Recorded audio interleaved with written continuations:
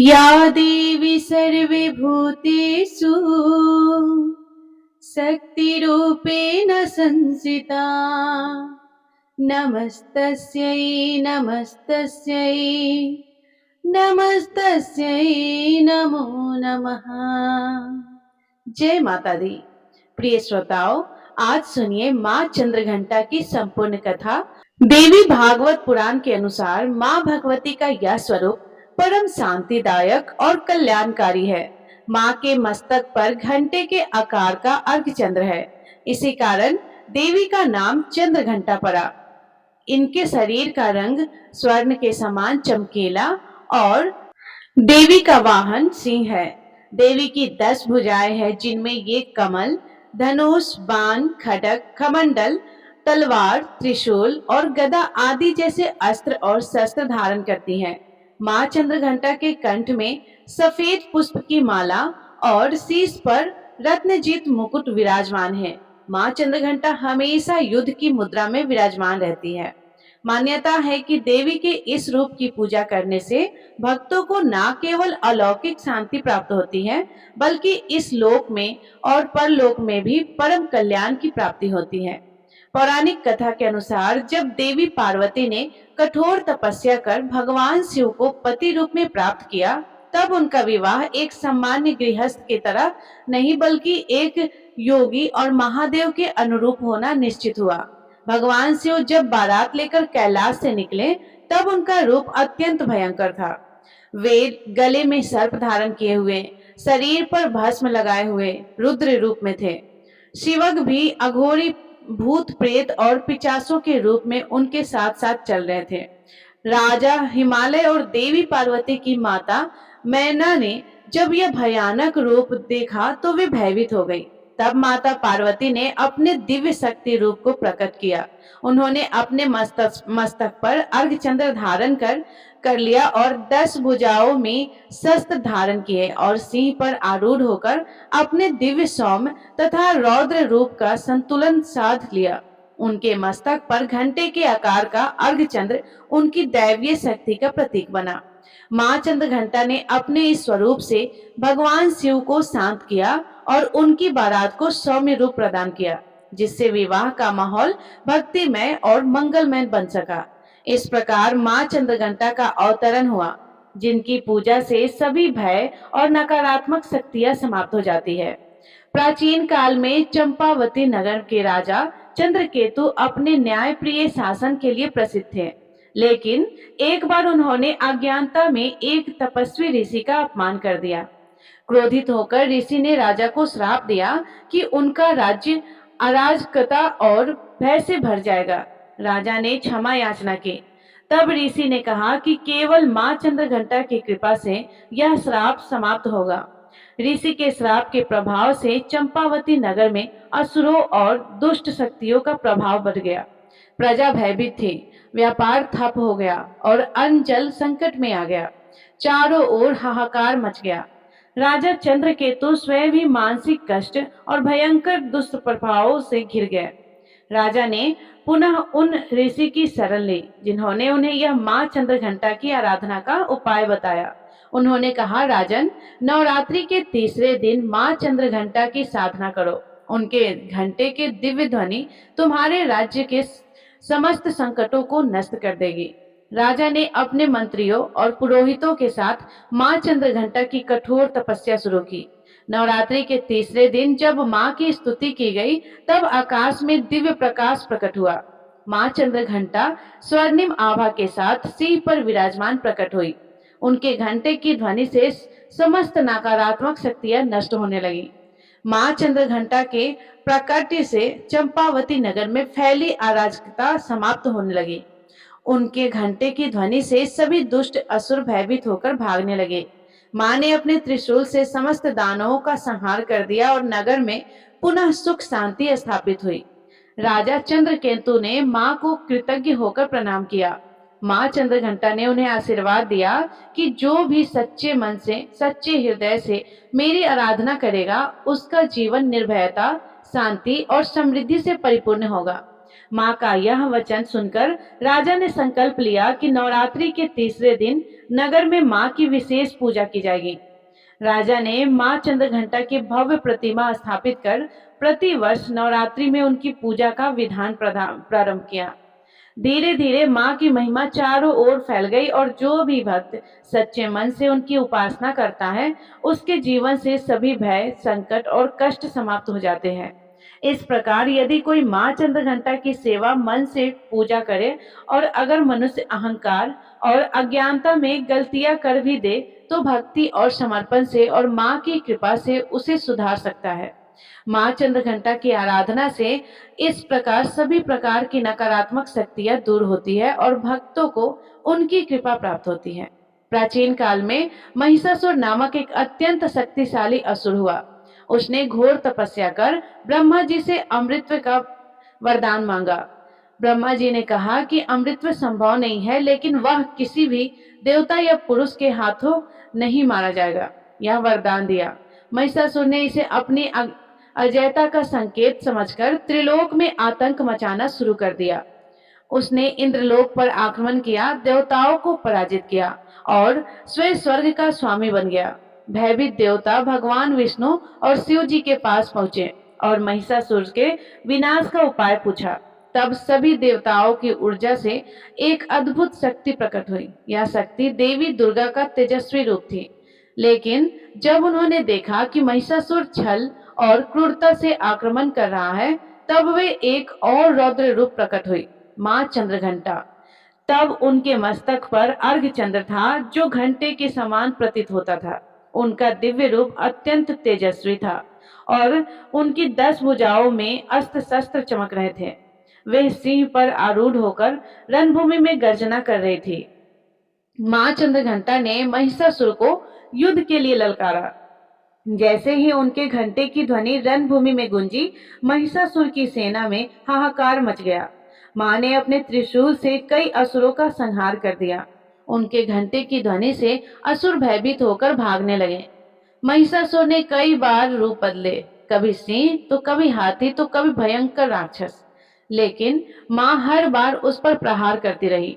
अंततः जब महिषासुर ने एक भयंकर भैंसे का रूप धारण कर लिया और माँ पर आक्रमण किया, तो उन्होंने अपनी तलवार से उसका सिर धड़ से अलग कर दिया।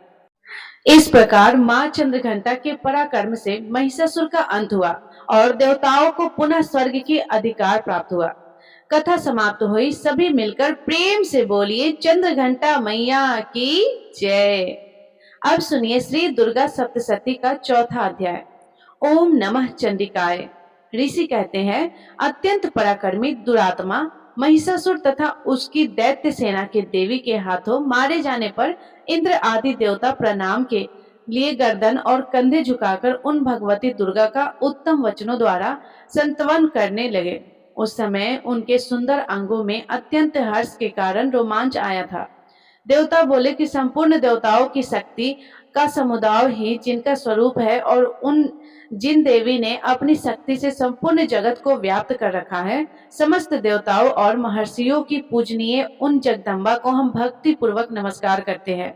वे हम लोगों का कल्याण करें। जिनके अनुपम प्रभाव और बल का वर्णन करने में भगवान शेषनाग, ब्रह्मा जी तथा महादेव जी भी समर्थ नहीं है। वे भगवती चंडिका संपूर्ण जगत का पालन और अशुभ भय का नाश करने का विचार करें। जो पुण्य आत्माओं के घरों में स्वयं ही लक्ष्मी रूप से, पापियों के यहाँ दरिद्रता रूप से, शुद्ध अंतकरण वाले पुरुषों के हृदय में बुद्धि रूप से और सत्पुरुषों में श्रद्धा रूप से तथा कुलीन मनुष्यों में लज्जा रूप से निवास करती है, उन आप भगवती दुर्गा को हम नमस्कार करते हैं। देवी, आप संपूर्ण विश्व का पालन कीजिए। देवी, आपके इस अंचित रूपों का असुरों का नाश करने वाले भारी पराक्रम का तथा समस्त देवताओं और दैत्यों के समक्ष युद्ध में प्रकट किए हुए आपके अद्भुत चरित्रों का हम किस प्रकार वर्णन करें। आप संपूर्ण जगत की उत्पत्ति में कारण हैं। आप में सत्व गुण, रजोगुण और तमोगुण, यह तीनों गुण मौजूद है, तो भी दोषों के साथ आपका संसर्ग नहीं जान पड़ता। भगवान विष्णु और महादेव जी आदि देवता भी आपका पार नहीं पाते। आप ही सबका आश्रय है। यह समस्त जगत आपका अंशभूत है, क्योंकि आप सबकी आदिभूत अव्यक्ता परा प्रकृति है। देवी संपूर्ण यज्ञों में जिसके उच्चारण से सब देवता तृप्ति लाभ करते हैं, वह स्वाहा आप ही है। इसके अतिरिक्त आप पितरों के भी तृप्ति का कारण है। अतः सब लोग आपको स्वधा भी कहते हैं। देवी जो मोक्ष की प्राप्ति का साधन है, अचिंत्य महाव्रत स्वरूपा है, समस्त दोषों से रहित जितेंद्रिय तत्व को ही सार वास्तु मानने वाले और मोक्ष की अभिलाषा रखने वाले मुनिजन जिनका अभ्यास करते हैं, वह भगवती परविद्या आप ही है।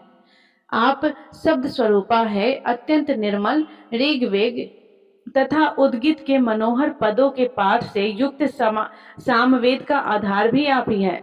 आप देवी त्रयी अर्थात तीनों वेद और भगवती अर्थात 6 ऐश्वर्य से युक्त है। इस विश्व की उत्पत्ति और पालन के लिए आप ही वार्ता अर्थात खेती और आजीविका के रूप में प्रकट हुई है। आप संपूर्ण जगत की घोर पीड़ा का नाश करने वाली है। देवी जिससे समस्त शास्त्रों के सार का ज्ञान होता है, वह मेघा शक्ति आप ही है। दुर्गम भाव सागर से पार उतारने वाली नौकर रूप दुर्गा देवी भी आप ही है। आपकी कहीं भी आसक्ति नहीं है। कैटव के शत्रु भगवान विष्णु के वक्ष स्थल में एकमात्र निवास करने वाली भगवती लक्ष्मी और भगवान चंद्रशेखर द्वारा सम्मानित गौरी देवी भी आप ही है।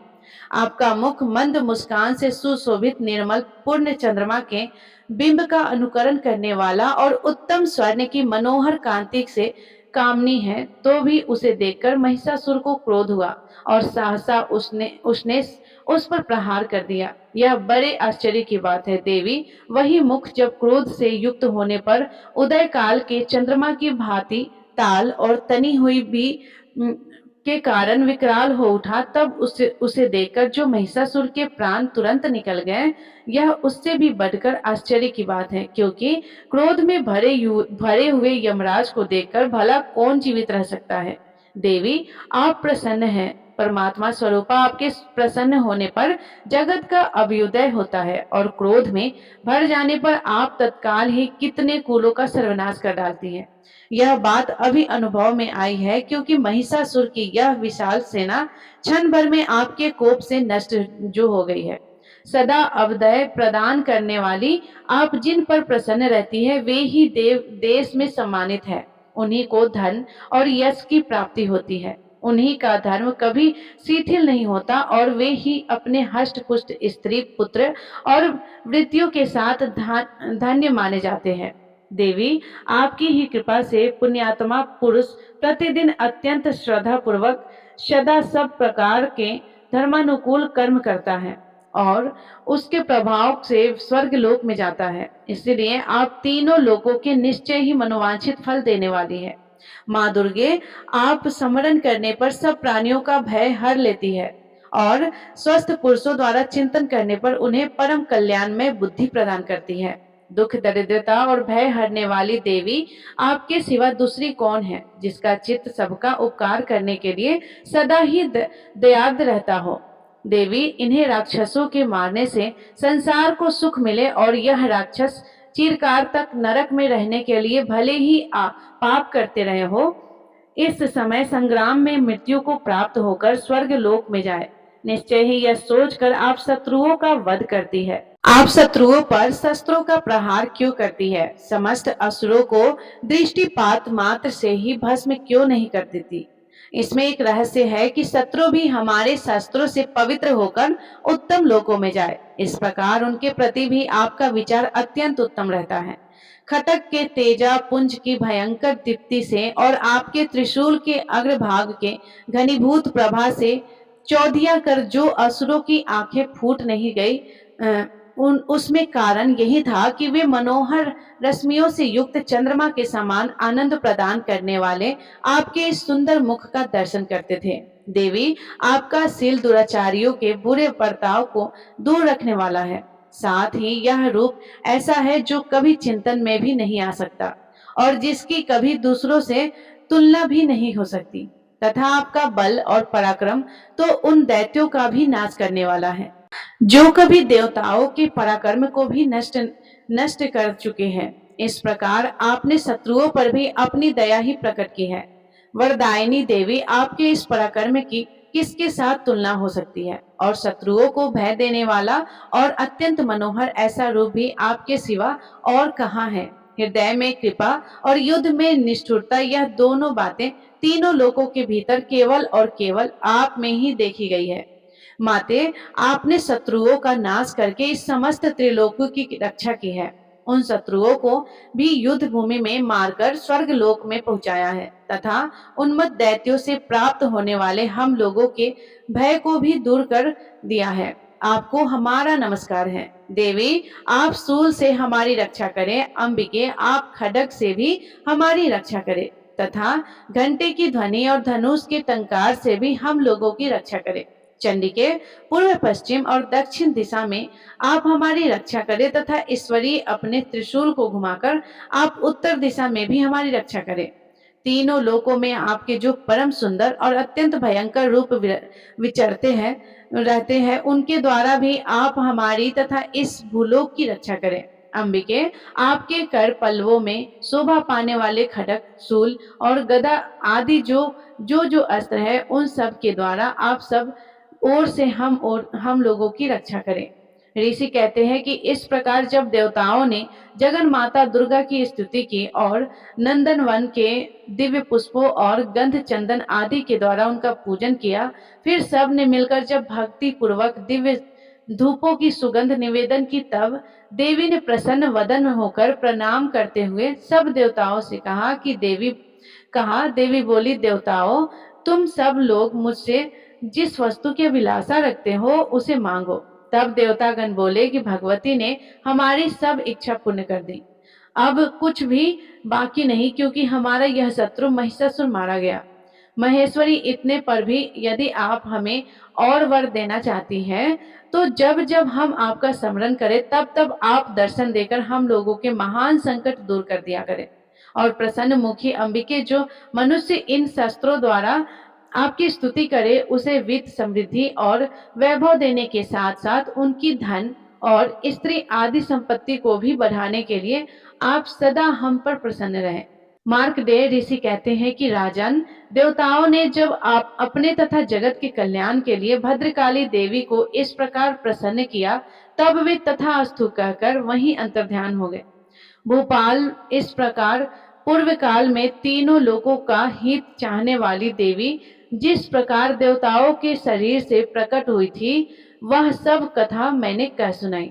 अब पुनः देवताओं का उपकरण करने वाली वे देवी दुष्ट दैत्यों तथा शुंभ निशुंभ का वध करने और सब लोगों की रक्षा करने के लिए गौरी देवी के शरीर से जिस प्रकार प्रकट हुई थी, वह सब प्रसंग मेरे मुंह से सुनो।